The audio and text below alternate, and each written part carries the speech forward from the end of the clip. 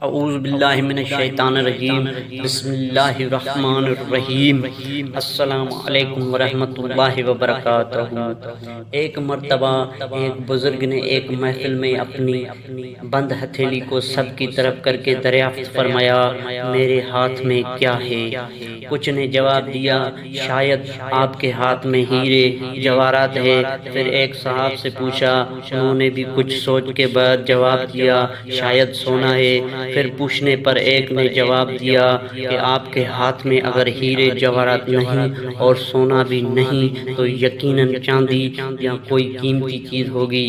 تب ان بزرگ نے اپنے ہاتھ کو کھولا تو ان کے ہاتھ پر چند کنکریاں تھیں۔ سب حیران رہ گئے۔